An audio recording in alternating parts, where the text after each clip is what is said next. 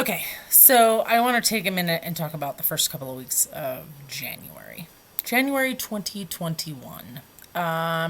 Let's see, I've spent more days of it sick than I've been healthy, but it was not COVID, thank God. I sold my very first art piece, which I'm super excited about. I do photography as well as I like to write.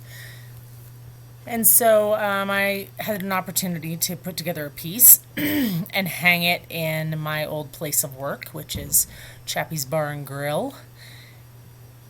Tori's doing this great thing where she's letting some of us local artists put up pieces. And so I finally bit the bullet and put together one, and I hung it up and I sold it. And so I was so excited, which actually is what kind of goosed me to decide to do this. I figured if I could do that, well, then I can do this.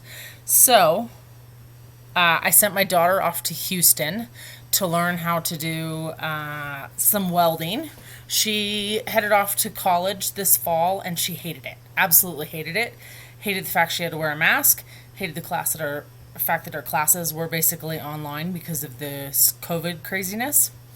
And so she spent 3 months cooped up in her dorm by herself because her roommate left after, I don't know, right after Labor Day. And so she suffered through it. She got to come home at Thanksgiving and finish off the semester online, but she hated it. She absolutely hated it. And I remember that. I remember being like that because I quit college almost under the same, different conditions, same problem. And so she's down in Houston and she's learning how to weld to figure out if that's something that she wants to pursue and do. And apparently she's very good at it, so kudos to her. My youngest is back in school learning, which is great because they've been in and out and in and out and in and out, and so she's there. She's doing it. But I've also spent the last couple of weeks working on some things for a dream of my husband's. And so those details will be, I'll release them later.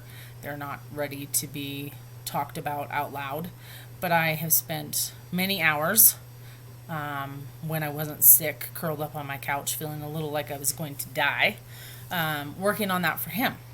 So now it's my turn. I'm going to do this for me. So bear with me. We're going to do this together.